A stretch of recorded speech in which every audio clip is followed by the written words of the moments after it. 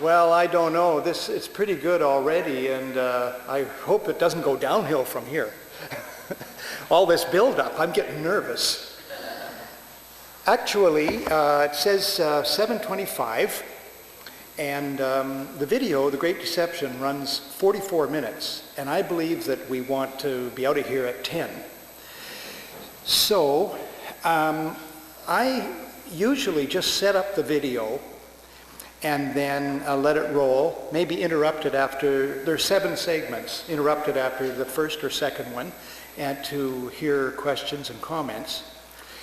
But this evening, there's so much has gone on that I would actually like to say a few words, more than a few words. I would like to take maybe 20 to 25 minutes to share a few things with you. And then we'll roll the video. And then there'll be lots of time for questions, answers, and discussion, I do believe. And so the first thing I'd like to do, is thank you very much for inviting me. I feel very much at home on the West Coast. I used to live on the Canadian West Coast, on the Sunshine Coast, as a matter of fact, if any of you know it, Gibson's, BC. And I lived in Vancouver too, and every time I come to the West Coast, I get very maudlin and nostalgic and homesick and all that kind of stuff, because I've been living in central Canada for so long. But I think I'll end up out here somehow, eventually. And I also feel very much at home just in Seattle. From Fred's announcements, this is a hotbed of activism, not surprisingly. And also, I must say that I feel at home in a church. I am an atheist, but strictly speaking, I'm an atheist Christian humanist. And in the church I attend in Toronto, that's allowed. In fact, that's most of us. And because my dad was a clergyman, a very progressive one, United Church of Canada. And it so happens that some of the remarks I want to share with you tonight are in fact suitable for a church, for a sanctuary. But what I'll do, if I may, is begin with today's newspapers, reading them on the plane. What a trip. The San Jose Mercury News, USA Today, the New York Times. All the headlines are, Rice, Bush did ask about Iraq. USA Today, Clark wants records opened. Rice stands firm. She won't testify publicly. New York Times, President asked aide to explore Iraq link to 9/11. Acknowledgement by Rice. Advisor says Bush wasn't trying to intimidate. It was a, quote, logical question, unquote. This is such a joke. This is such, well, I was talking to some gentleman. This is programmed chaos in Lilliput. This is just for the bemusement of the masses. This is a fake drama that's occurring within an arena of the big lie. It just boggles the mind.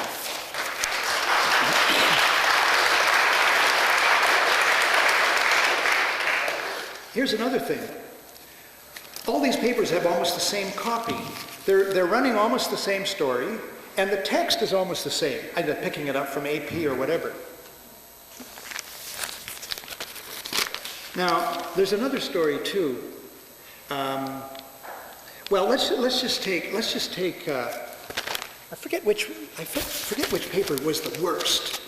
I forget which one was the worst. The Jump is on page 6A. I think it was the San Jose. Actually, the San Jose Mercury is a pretty good paper. Yeah. Here's how it gets exposed as the fraudulent journalism it is. Down in the Jump, the political fallout over Clark's charges intensified Sunday. What drama? Over the question of whether the Bush White House did enough to deter terrorism before September 11th. And of course, Clark said he had long complained the Bush administration failed to take aggressive action against al-Qaeda before the September attacks. So this is a misdirection of the public mind. And I understand that a lot of people get drawn into it. They say, oh boy, Bush is really suffering, eh? And they don't realize that the equivalent would be this. Cast yourself back to the Vietnam War era. Clark is saying to Bush, you know what? You're not prosecuting the war hard enough. You know, you're not getting enough helicopters dropping bombs into rice paddies. And Bush saying, I darn well am.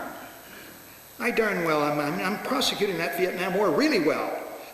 And of course, left out of that whole equation is whether that Vietnam War was moral at all. And it's so is the war on terrorism moral at all? That isn't even questioned. This is the ground. The figures are these Lilliputian, fake actors, and the ground is this false so-called war on terrorism, a war on a noun. Anyway, I just couldn't keep quiet about that. I'd like to share with you some remarks, actually, that I delivered at this San Francisco inquiry into 9/11.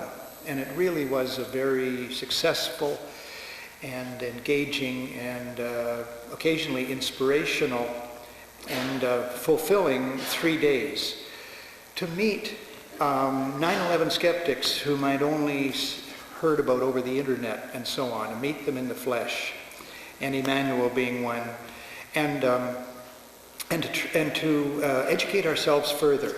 And I delivered this, and I sort of stuck with the text, and I feel, well, it shouldn't go to waste, right? So if I can deliver it twice, I get twice the mileage out of it. So let me share it with you. The question was, where are we now? And in the context of the San Francisco inquiry into 9/11, it wasn't clear who we are. So I chose to deal with it this way, to ask if I could start with the we being our species, but not forgetting other life on Earth. And then later on, the we would be 9/11 skeptics. Those of us, and I'm not sure everybody in this room is us here. I'm not taking anything for granted.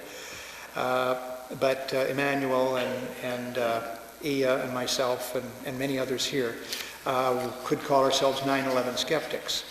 So let me start then with the largest canvas that I can grasp. Where are we? Well, literally, we are in the universe. And the universe is the ultimate reality, as ecologian Thomas Barry puts it. The only text without context. Now, speaking of the universe, let me ask, how many people here saw or heard of about the latest data gathered by the Hubble telescope? This goes back about mid-March. Do you remember the latest data from, put your hands right up if you remember, about the Hubble telescope. So there's probably a quarter of the people here did hear about that one way or another. And I'd like to, can I just ask, you could just shout out, anybody, what did you hear it on radio, TV, what was it? Just shout it out. Radio, internet, paper, internet. Anybody TV?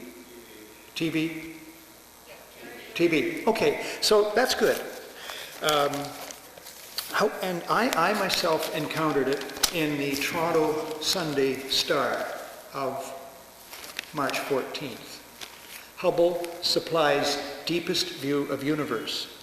So for those of you who caught some of this news, or especially for those of you who didn't, which is maybe more than half the people here, let me share a few quotes from this story. On Tuesday, astronomers at the Space Telescope Science Institute unveiled the deepest portrait of the visible universe ever achieved by humankind. Called the Hubble Ultra Deep Field, HUDF, the exposure reveals the most remote galaxies yet seen, roughly 13 billion light years away.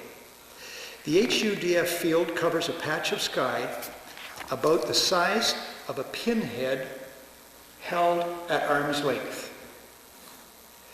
That field contains an estimated 10,000 galaxies. Each galaxy contains approximately 100 billion stars.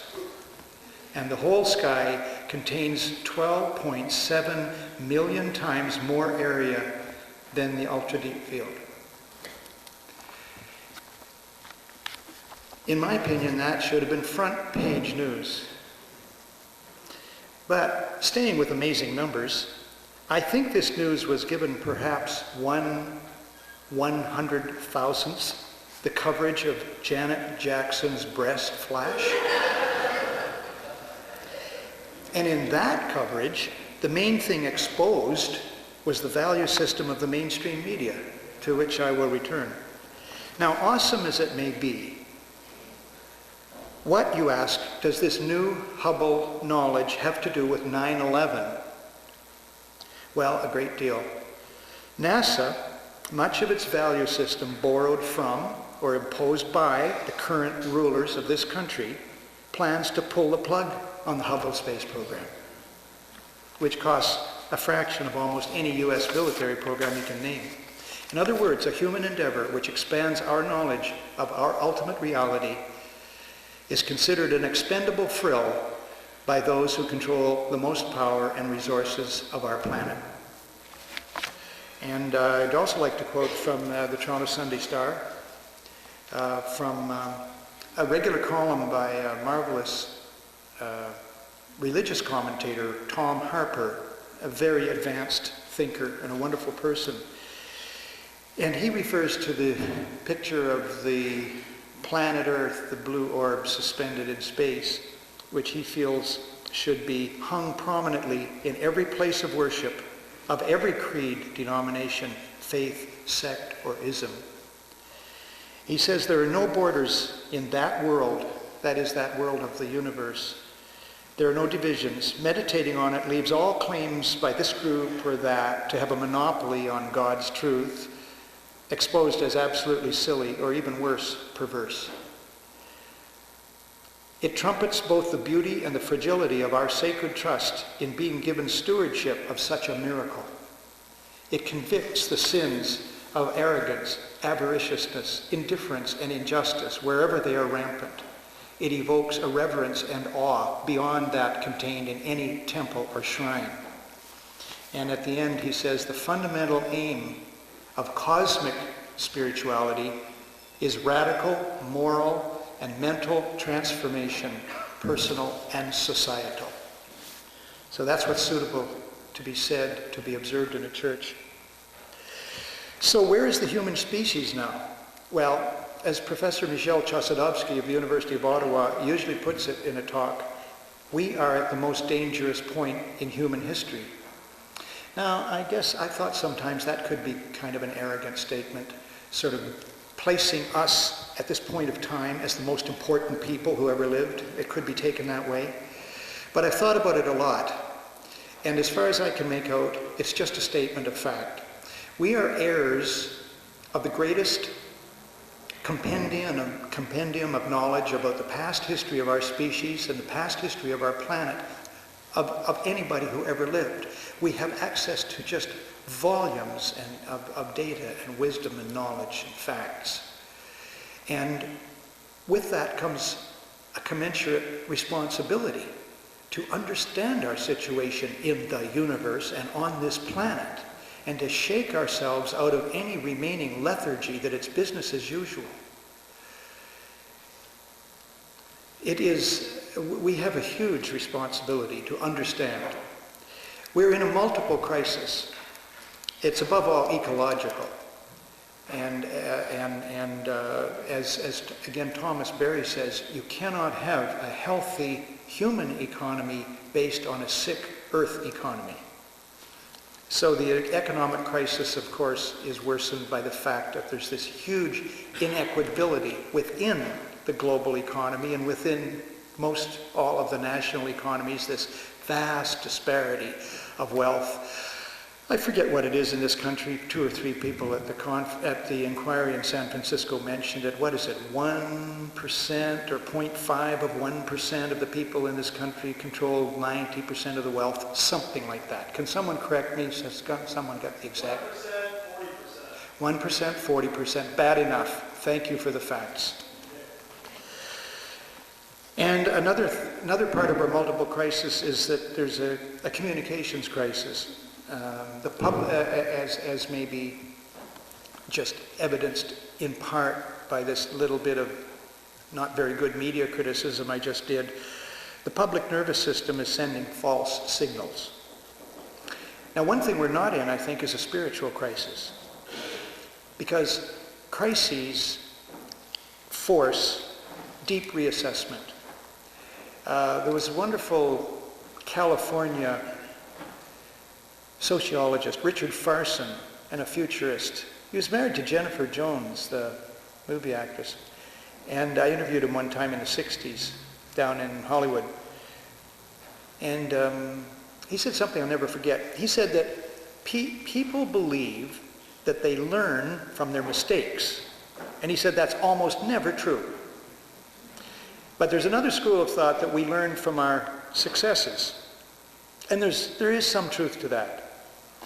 But the time that we learn by far the most is when we engage in a serious crisis. We find out we have a terminal illness, our marriage is breaking up, we're going bankrupt. That is when people really change, really assess their value systems, really reassess everything. And what's true of individuals is also true of organizations and is true of planets.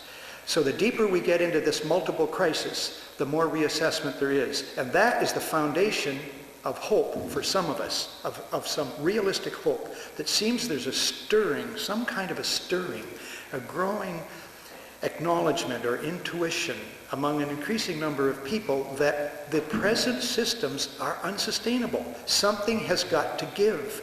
You cannot have the disparities of income that gap continuing to grow.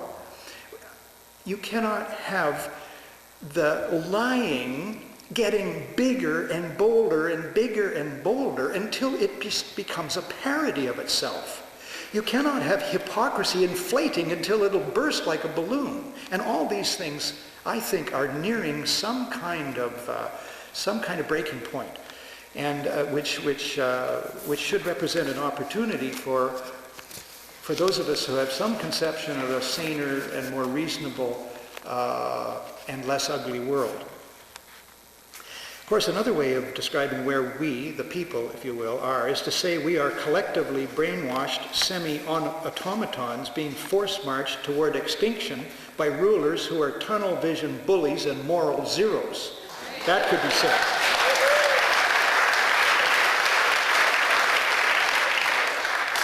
Now, their latest, greatest hit was 9/11. So the rulers ordered their apparatchiks to mount some encores. The bombing in Bali was a very suspicious bombing, and the latest Madrid train bombings, quickly dubbed Europe's 9/11. Now, a telltale fingerprint on those bombings was the alleged finding of a Koran in a van soon after. Come on. And an alleged tape linked to Al-Qaeda. You know, that's one phrase, linked to Al-Qaeda, that's all one word now. The purpose of 9/11 and encore 9/11 type events is to keep the public malleable through fear. A fearful public will countenance a reduction of its liberties in return for promises of greater security. And more encores, I'm afraid, are expected. But here's a question. How often can they play this Koran in a van card before pattern recognition sets in? This thing backfired in Spain.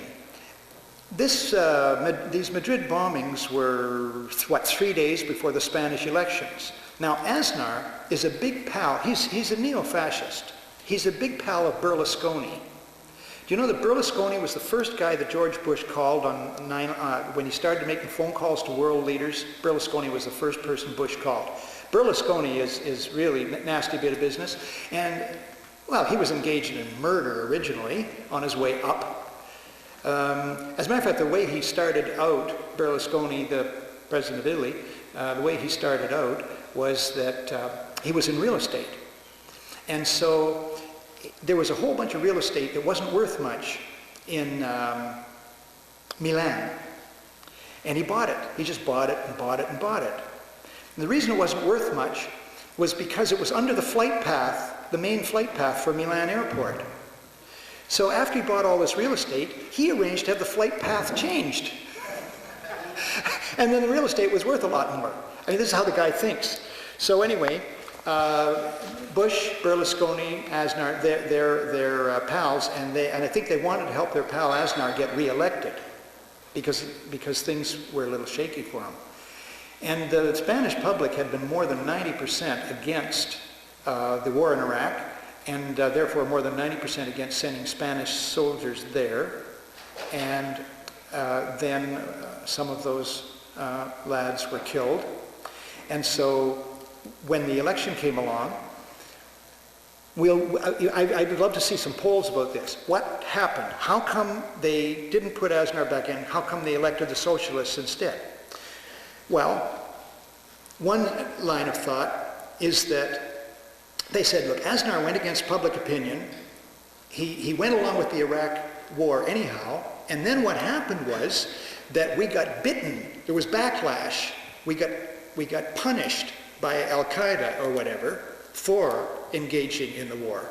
And therefore it was a mistake, and Aznar made the mistake, so we won't put him back in. So there must have been a lot of people thought that way. But how many people who voted Aznar out and the socialists in thought, this is a fishy thing, this Madrid train bombing, and it looks like Aznar and Bush and Berlusconi and the CIA and the NATO intelligence and MI5 and all these people who were involved in all the terrorism in Europe back in the 60s and 70s, that they're actually behind it. I don't know. I'd love to find out how many people were thinking along that line. Now with 9/11, in my opinion, it actually was a sloppily complicated drama that well reflects the diseased minds that concocted it. Now they can get that complicated because their resources are virtually unlimited and their moral constraints are nil. They are diabolical technicians getting off on their power and perversity and their propensity to please their masters. But if these 9/11 planners have been high-fiving over their success, they're taking credit which is not due to them. Those who conspired to concoct this toxic trick and inflict it on us did not succeed because they created a seamless magic trick. They succeeded only because of the virtual total complicity of the mainstream media, our mental jailers.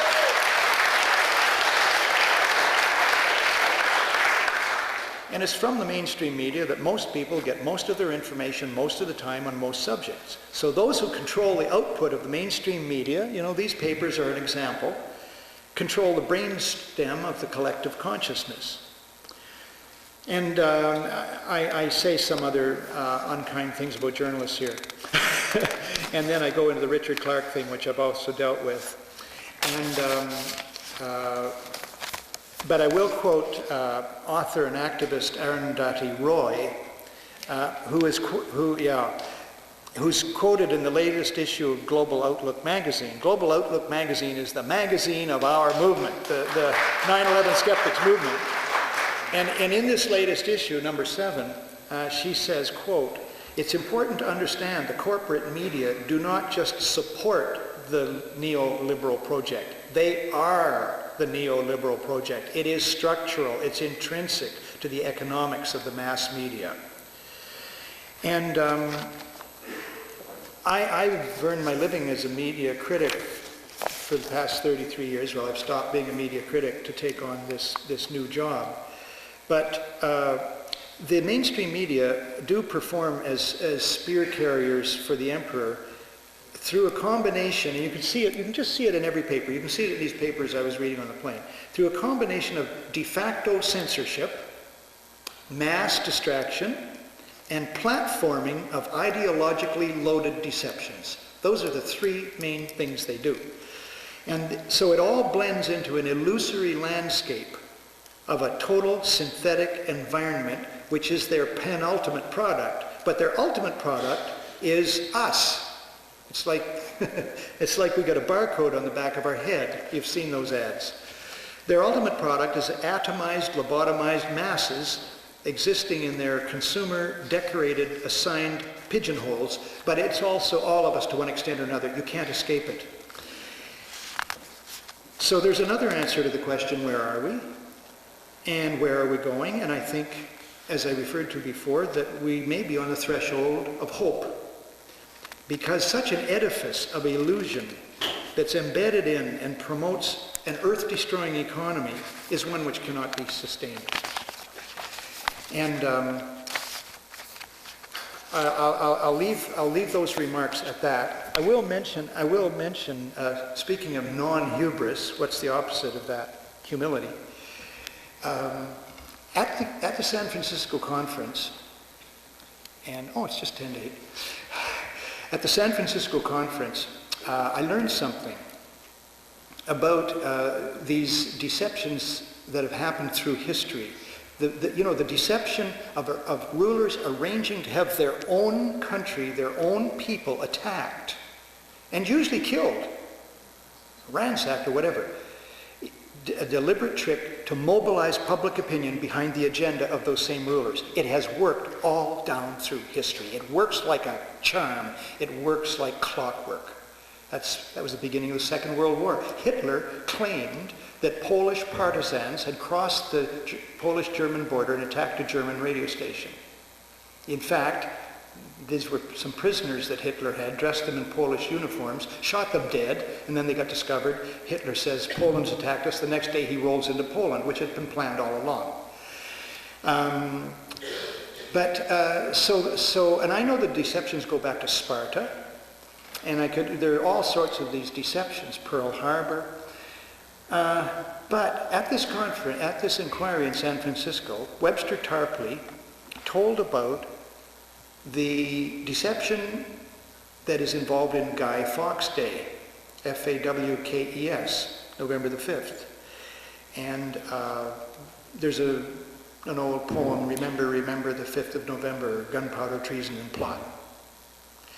And it turns out that it wasn't, Guy Fawkes did not do that. He was a patsy. He and his colleagues, as approved with slides and text and everything, he and his colleagues were patsies. They were set up by the Chancellor of the day.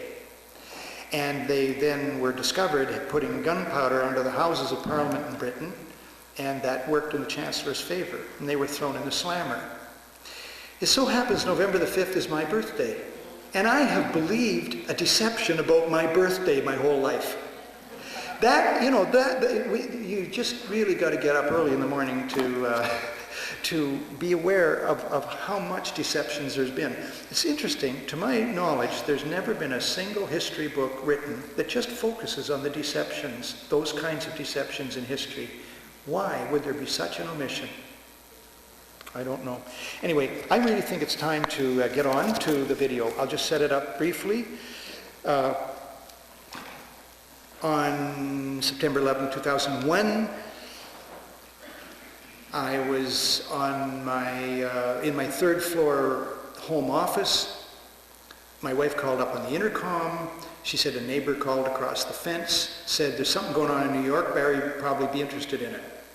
I turn on the TV in my home office and I see, and it was pretty early. I forget when it was, a little bit before 9, I guess.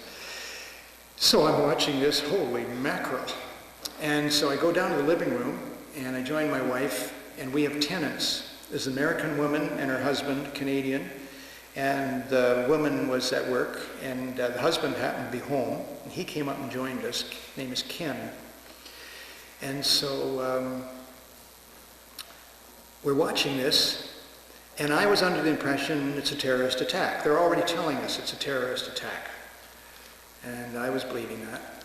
And then I said, God, one thing I really hope is that, that some significant fraction of the American people who have been so asleep to the depredations of their country's foreign policy for decades, all that death squads in Latin America and all the nasty stuff, Chomsky and line.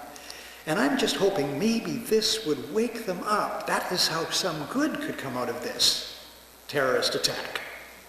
And Ken said, nah. I said, what do you mean? He said, they're just going to bomb the shit out of somebody. And of course, he was right, in Afghanistan.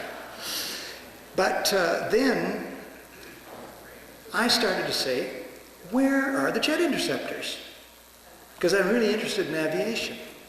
And I said, where are they? Come on, you guys, where are they? And that is when I twigged. I thought, this is crazy. This is impossible.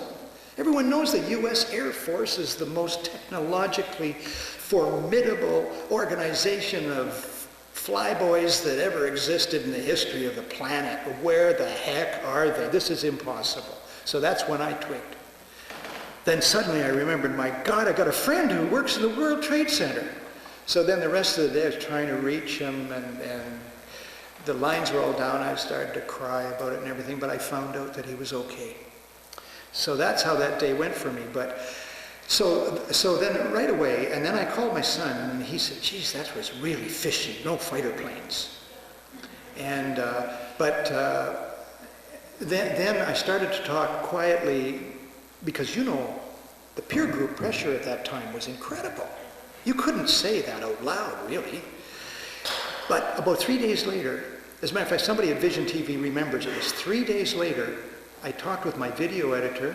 He's the guy who has done the jacket art for the Great Deception video, and I still work with him, and the assistant video editor, and the crew chief.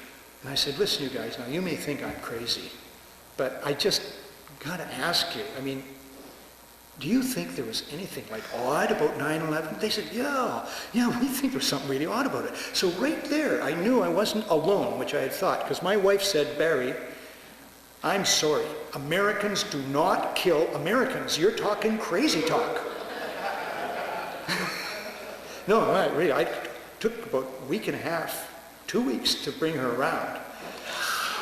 Because I had to we read to each other from time to time, and I just said, would you mind listening to some stuff in books? And I read her from Trading with the Enemy and other books. So she came around. But anyway, so then I figured, now I'm waiting for the mainstream media to break the story. I mean, obviously it's there. So I'm waiting for the Globe and Mail, the Toronto Star, the Wall Street Journal, the Washington Post, the New York Times, the LA Times. I'm waiting, I'm watching the television. And they're not. There's not a hint. And so I think, well, gee whiz, this is nuts. I can't believe this. This is a huge story. Like, this is bigger than the Kennedy assassination. And the media just, there's not a whisper that they have the slightest skeptical thought about any part of it. So I call up a colleague, the chief investigative reporter for the Globe and Mail newspaper, Canada's national newspaper, and I said, listen, I'd like to talk to you. I think there's a huge story going on, and I'm not seeing anybody getting on to it. And I said, do you mind can I come and talk with you about it? Because I worked on the Globe and Mail for 8.5 years. I've been a journalist all my life. So he said, sure, come around at 2 o'clock this afternoon. So I go and I see him. And I had a bit of the early stuff from the internet, not too much. You know, Jared Israel, just the key stuff, Stan Goff. And so I said, now you can think I'm crazy. You know I'm left-wing. Okay, I admit it, I'm left-wing. But I said, really, I think there's real factual basis for questioning whether 9/11 was as it's being presented by the administration. And he seemed to take me seriously and making some notes, and at the end he gave me, an hour of his time or something. And at the end of it he said, he said, I'll call the investigative team together. I think we should do something about this. Well, I said, that's great. Now he said, would you like me to send you any more stuff? I said, I won't load you down. And he said, sure, send me stuff. So I sent him 2 more packets of stuff by surface mail. And in each one I said, I understand you may not even want to respond to me. And I would understand that. Maybe he wants to do a secret investigation, But the Globe and Mail he never did anything about it.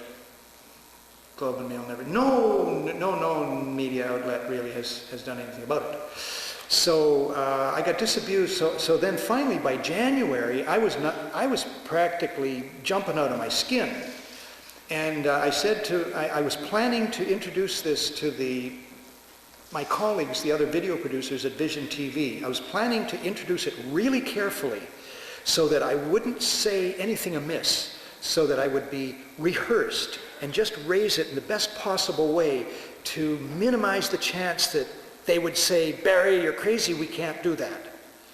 But I never got around to really getting myself scripted. And just at one, we had weekly production meetings. At one of them, I just blurted it out. I said, listen, I've got something I really want to do. and I told about it, and I was kind of surprised. One person said, I said, I think it should be a 6-part series. And one person, what 6-part series? She said, one 2-minute thing would cover it. And so the senior producer said, well, look, I'll go with 3, and then let's see how it goes. I said, fair enough. Well, it was 6. It did end up being 6. And the response was incredibly positive. That's it. So all sorts of people, even as recently as yesterday, have said, it must have been very controversial, eh? Did you get into a lot of trouble? No. 99% of the response was positive. Literally, and I've got the hard copy of the 2,000 emails. It takes up that much space in a filing drawer, saying, wonderful that you have the nerve to do this, bravo, keep doing it, somebody's telling the truth, all that. That's the response. There's a gigantic constituency out there of people who have big suspicions and more about 9/11. So when it came time, it'll be the second segment, not the first. When it came time for me to actually start the series, the script was so easy to write because I just said what I felt. I said, I've been waiting 4 months for the mainstream media to do something about this, and they haven't, so I will. But the funny thing was that it didn't even occur to me until sometime in December that I should do something about it on my program. I figured this is the job of the big mainstream media that have tons of reporters and resources. And then it occurred to me, no, I have to do it. It occurred to me, I have to do it. It didn't occur to me till December. And then January the 14th, I did the first one you'll see. And then that gave me the nerve, because that swept right through to ask if I could do the 6-part series. Well, it's a hell of a long lead up. Sorry, I shouldn't have said that in a church. But anyway, it's 8 o'clock, and this runs 44 minutes. And maybe after the first or second segment, we could just stop it in case you, who have been very patient so far, have questions or thoughts or comments about it. And then after maximum of, say, 10 minutes of that, then we'll roll the rest of it.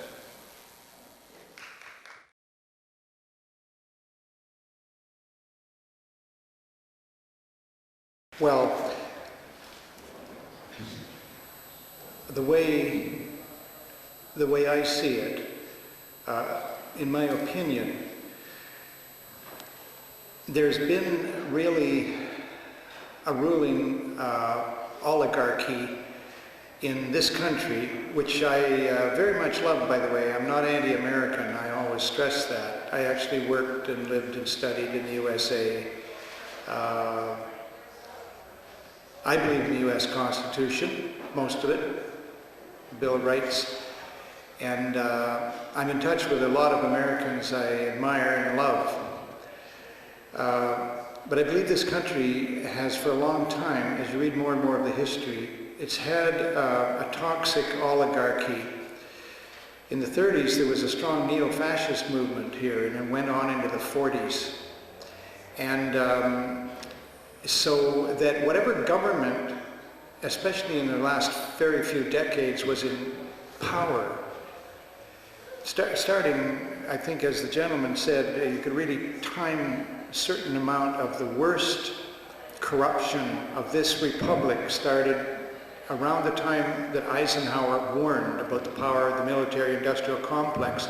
And I saw tape of that just the other day on a new video that's come out, and it was very powerful what Eisenhower said. When you listen to the whole thing, he warned clearly that this was that the military-industrial complex was becoming a power that would be extremely dangerous for all society and democracy. And it's become 1,000 times worse since Ike was in power.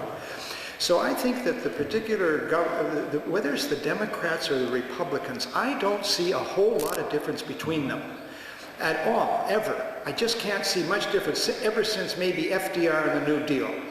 And they both are pawns of, in my opinion, this secret government, as someone earlier here tonight said, secret government. You've got the CIA and the Pentagon and all those alphabet agencies, the DEA and the FBI and so on. And they've proven themselves to be totally corrupt and anti-democratic over and over and over again. I mean, when you can assassinate the president of this country and get away with it, you don't have a functioning democracy anymore. JFK, RFK, MLK, Malcolm X, these were all coups against democracy here. And the American public has been completely in denial about these things. This country needs to face up to the dark parts of its history. And so whether Clinton, Bush, little dibby-dabby between Democrats and Republicans, that is lower down on the rungs of the ladder of corruption. The CIA is very handy, and the FBI and such agencies are very handy and useful for the governors, let's say for the president and the cabinet, because spying power is quite a thing, covert power is quite a thing, assassinating people is quite a thing, destabilizing organizations is quite a thing, spreading black, white, and gray propaganda is quite a thing. These are all manipulations of society. They're criminal. They're immoral.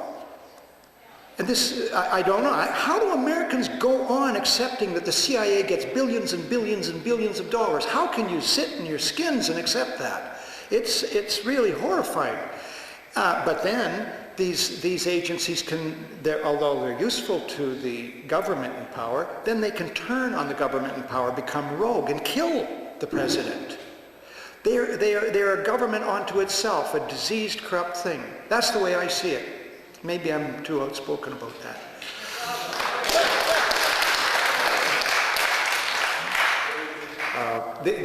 Very briefly, it's well established that in the days prior to 9/11, there was unusual activity on the stock market, that some investors, some market speculators were betting that the stocks of United and American Airlines would dramatically fall in the next few days. It's a futures thing. There's buys and puts. And after 9/11, those people should have made millions, because in fact the stocks dramatically fell. I don't think they ever collected their money because it became known. And as far as I know, the money wasn't paid out. But the SEC has stonewalled to this day releasing any information about this. There's certain people on the West Coast have been digging and digging and digging. They've written letter after letter, and they keep getting these letters back from the SEC saying, well, we can't release anything, we're not sure, we're looking into it, blah, blah, blah. Well now, if there was nothing to it, or if it was Al-Qaeda terrorists or the Saudis who had made those investments, wouldn't they have released it? So it probably wasn't Al-Qaeda terrorists or Saudis who made those puts on those stocks. Michael Rupert says that it traces back to a guy named Krongard, who was a former high up in the CIA, and the CIA has been involved in the stock market hugely for a long time, and feeds its drug money indirectly into the stock market to boost the stocks. That's where that book about Crimes of Patriots comes from. And the last 11 directors of the CIA, 10 of them have been Wall Street lawyers. And if I may just say that I agree 100% with every word that Emmanuel said. I've seen this, I saw this long ago. You could see the Saudis were being set up. That's it. Why were 17 of the 19 alleged hijackers Saudis? Figure it out. 25% of the remaining sweet oil reserves on the planet are under Saudi Arabia. This is the biggest thing, the biggest motivation. Someone was asking about motivation behind 9/11 and the so-called war on terrorism. It is oil. When we come to the end of the petroleum era, which is very close, we are just a few. On April the 1st, in my home, the natural gas prices go up 10%, the electricity prices go up 10%. They are never going to go down again. There might be just a tiny little drop. They are going to go up and up and up. I'm helping with a new documentary called The End of Suburbia. In a very few years, the land values in suburbia are going to plummet. People will have to pay $6 and $10 a gallon to put gas into their SUVs. They won't be able to get to work. The suburbs were imposed on America by the auto and oil industries. Do you know that the General Motors and other companies bought out public transit systems, for instance in Los Angeles and other cities, in order to close them down so that the automobile would become the major mode of mass transit in America? And with it came the dream of suburbia, which has been going on for 5 decades. That dream is about to turn into a nightmare. And we're talking just a very few years from now. Now, when you consider that these oligarchic rulers always think long term, it wasn't for nothing that Hitler's was a 1,000-year Reich that he was planning. A 1,000-year Reich. The rulers always think in long term. Someone said the rich are always the best informed. Each of these people, like Kissinger has his own intelligence network, George Soros has his own intelligence network, the Rockefellers have their own intelligence network. They spend millions, practically billions of dollars on think tanks and doing scenarios. You don't think that they don't know that the oil is going to peak? You know what happens with peak oil? It's like when you're drinking a milkshake. You know, you drink a milkshake, that's good. That's good, very, very good. Getting right down near the bottom, still good. It's gone. That's what's going to happen. And it's the end of civilization as we know it. The oligarchy knows it. They've done all the projections. They are stealing the last, it's theft, outright theft, stealing the last of the world's oil reserves. Why would they overlook the largest reserve of all, Saudi Arabia? When they can get what they want through corruption, they'll get it. When they can't, the Saudis will feel the biggest knife in their back you ever saw, because these people, Cheney, Bush, Rumsfeld, are capable of doing it, and that's their game plan. It's world domination, and you've got to control the world's oil reserves to do it. Sorry to go on so long about that, but I'm really glad that Emmanuel brought it up. Woo, so many hands. How can I be fair? Let's say the lady in white.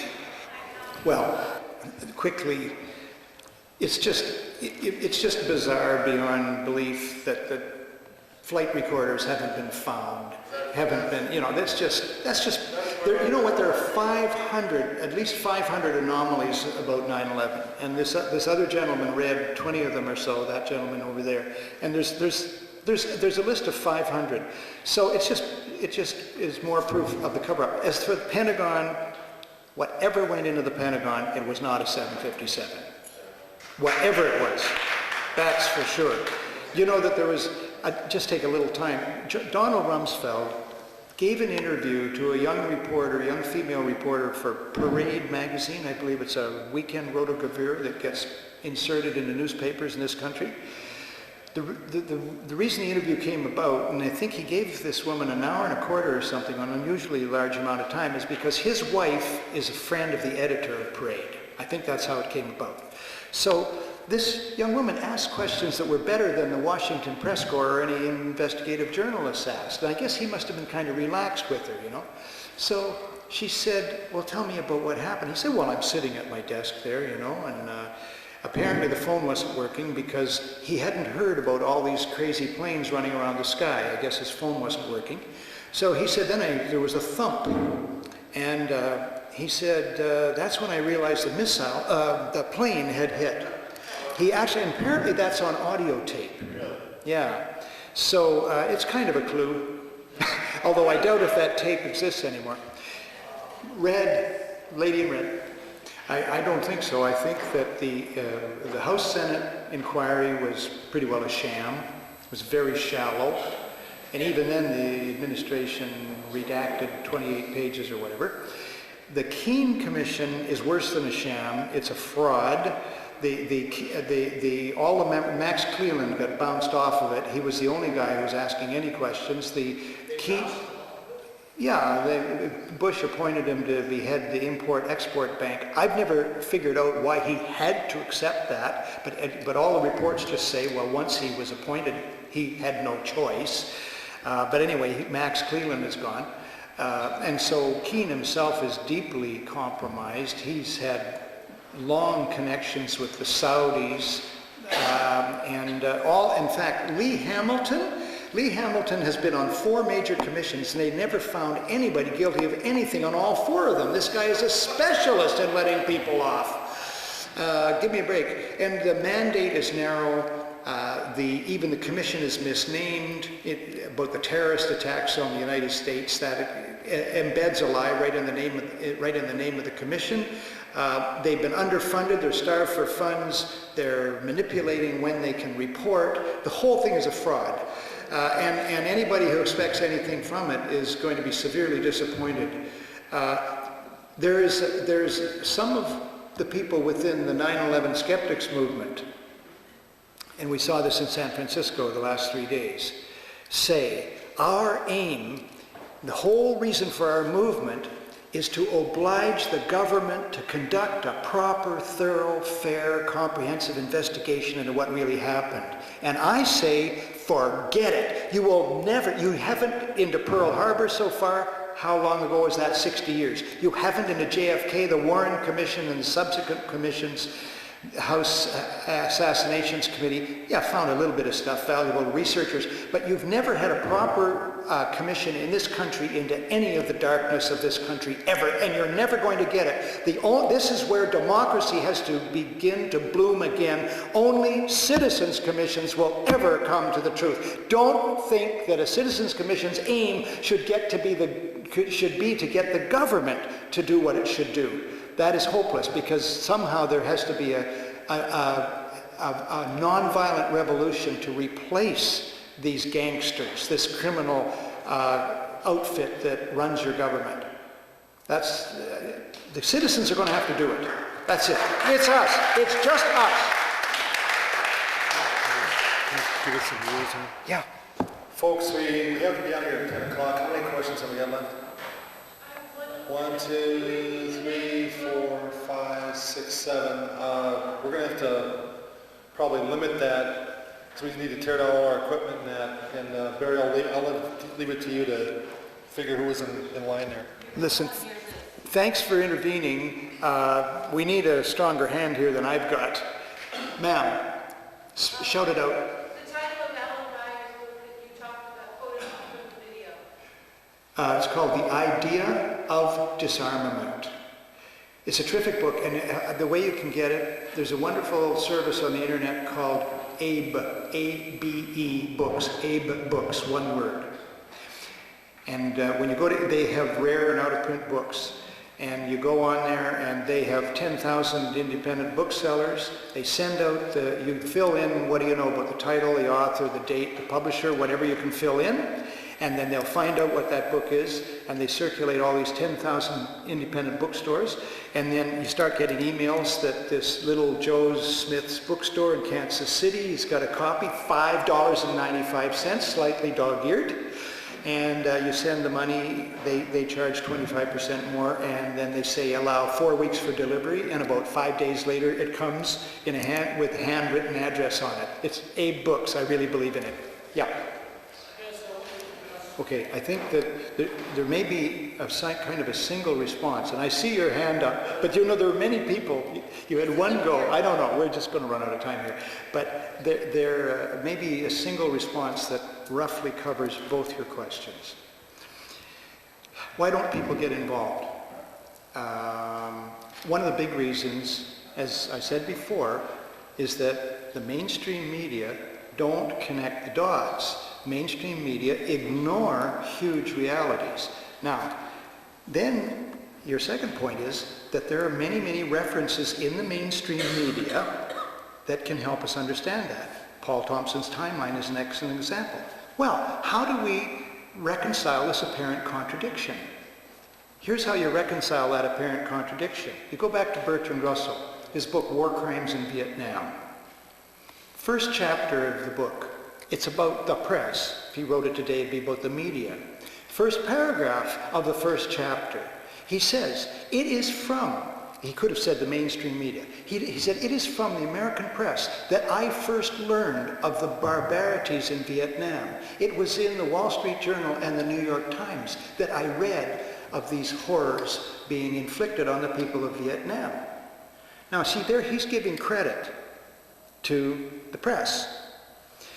But then he goes on, by the top of the second page, he says, but these reports of these horrors were fragmented and just appeared occasionally and on inside pages. And he said, the more I studied the press, the more I saw that they had no intention of forming a coherent picture of the war in Vietnam, and every intention of preventing anyone else from doing so. And that is the trick. You see, sure, you read your media, you can find this stuff. Noam Chomsky's always quoting the Wall Street Journal, rightly so.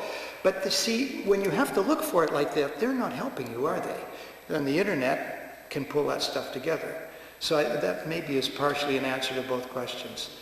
This is it. We've run out of time. I'll hang around a bit and be happy to chat with people. Out front, because he has closed the... Yeah, out front. Too bad.